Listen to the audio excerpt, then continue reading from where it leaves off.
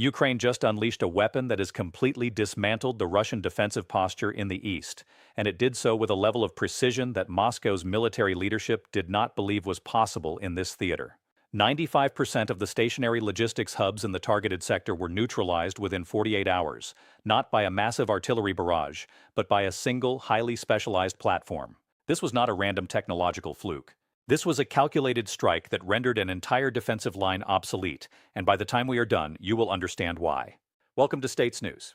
If this is your first time joining us, I encourage you to subscribe and turn on notifications because today we are breaking down a development that marks a fundamental shift in the tactical reality of the conflict. We do not just report the headlines, we provide the analytical depth required to understand the strategic consequences of events that the mainstream media is still trying to process. When you watch our analysis, you are gaining the insight necessary to understand how the balance of power on the battlefield is actually moving.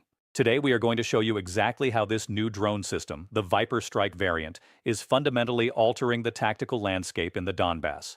We will cover the specific technical capabilities of this platform, the strategic failure of the Russian counter-battery radar systems to track it, and the broader geopolitical implications for future military aid and alliance planning. By the time we conclude, you will understand why Russia's current doctrine in the East is no longer sustainable, and why this specific technological adaptation represents a turning point that could dictate the trajectory of the next 6 months of combat operations. To understand why this development matters, we have to establish the foundational context of the current conflict.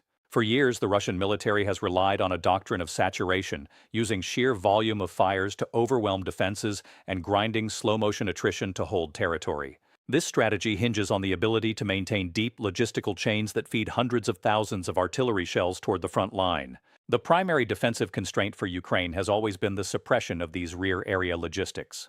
Historically, Western-provided precision systems like the M142 HIMARS, using the GMLRS rocket, were tasked with this duty. While highly effective, they are expensive and limited in total inventory. Key to this analysis are the two primary actors.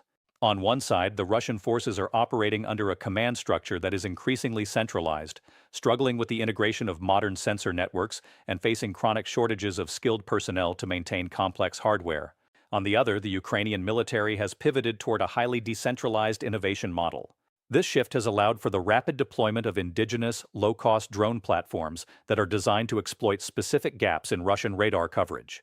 The baseline facts that the general public often overlooks are the physical constraints of the geography in the east. The terrain is characterized by open fields, dense forest belts, and crucial industrial hubs that serve as the backbone of Russian operational supply. Prior to the introduction of this new drone variant, Russian anti-access/area denial, or A2/AD, capabilities, specifically the S-400 Triumph and the Panzer S-1 systems, maintained a significant bubble of protection around their critical hubs.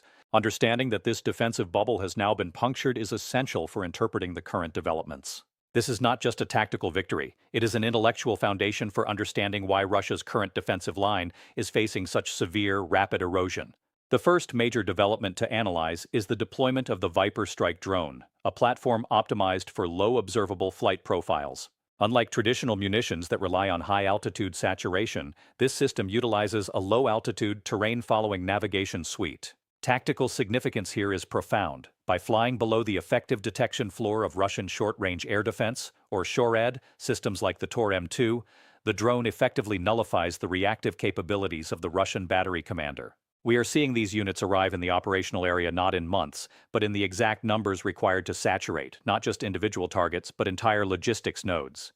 The strategic implication of this is the forced decentralization of Russian supply chains. Because these drones can pinpoint and destroy ammunition depots and fuel tankers with surgical accuracy, Russian commanders are being forced to push their logistics further back from the front line, often by as much as 50 to 80 kilometers. This adds immense strain on an already fragile transport network. When you add transit times and the increased probability of secondary attrition from traditional artillery, the logistical throughput of the Russian Eastern grouping is effectively reduced by an estimated 30%. We must look at the second-order effects on alliance structures. As the efficacy of Russian air defense is called into question, nations that have relied on Russian-made systems are observing these outcomes with intense scrutiny. This validates the strategic pivot toward Western-designed modular defense systems, which are increasingly seen as the only viable hedge against these new, low-cost, high-precision threats. The economic consequence is also clear. The Russian defense industry, already struggling under the weight of sanctions, cannot easily iterate a counter to this specific drone architecture because the underlying software and signal processing are evolving faster than their procurement cycle can match. Connecting this to the broader geopolitical picture, we see a shift in the long-term power dynamics. If Russia cannot hold the Eastern Front, their ability to project power beyond their borders, or even to maintain a credible deterrent posture in other regions, is severely degraded. This drone, while physically small, is tearing at the seams of a much larger strategic strategy, the strategy of sheer, unrelenting force. We are circling back to the thesis. This is not just a piece of hardware. It is a proof of concept that demonstrates how traditional, industrial-age military might can be neutralized by agile, intelligence-driven innovation. However, we must address the limitations and alternative perspectives that some analysts have highlighted. Critics argue that these systems are still vulnerable to robust electronic warfare, or EW environments. It is true that intense jamming, the kind that saturates the entire local electromagnetic spectrum, can disrupt the data link of these platforms. But the recent data suggests that the Ukrainians have implemented autonomous navigation logic, allowing the drones to continue their mission even when the operator's link is severed. This is a critical distinction that many mainstream reports miss. We are seeing a transition from human-in-the-loop operation to autonomous terminal guidance. Another perspective is the rate of industrial production. Can Ukraine actually scale this production to the level required to maintain this pressure across the entire front? This is the primary unresolved question. While current output is sufficient for targeted high-impact strikes on nodes, sustained, front-wide pressure requires a level of supply chain stability that is still being built. The risk remains that a sudden Russian shift in EW tactics could temporarily negate these advantages, requiring yet another iteration of the technology. We must acknowledge this potential for fluctuation. This conflict is a high-speed technological arms race, and neither side has secured a permanent, static advantage. Ultimately, the synthesis of these events points to a period of heightened instability for Russian forces.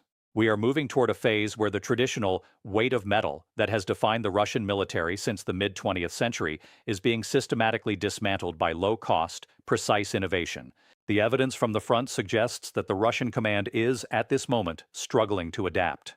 Their reliance on fixed infrastructure makes them uniquely vulnerable to this specific form of disruption. What we are witnessing is the beginning of a larger systemic failure. As the logistics in the East crumble, the ability to maintain the front line will become exponentially more difficult. The strategic implication for the coming months is clear. We should expect to see continued highly focused strikes on these vulnerabilities, resulting in a slow but steady collapse of Russian defensive positions in the occupied East. The era where heavy, centralized formations could dictate the pace of battle is rapidly coming to an end. Moving forward, the focus will shift to how Russia attempts to reconfigure its logistics to survive this new reality. Will they invest in more mobile, decentralized supply networks, or will they continue to rely on the static hubs that are proving to be their undoing? We will be watching these shifts closely here at States News. As the battlefield continues to evolve, the channel that provides you with the most accurate analysis, without the noise of conventional media, is the one you need to follow. The geopolitical landscape is shifting under our feet, and we are committed to helping you understand exactly how those shifts will reshape the world in the months ahead. Stay tuned for our next deep dive into the evolving tactical landscape,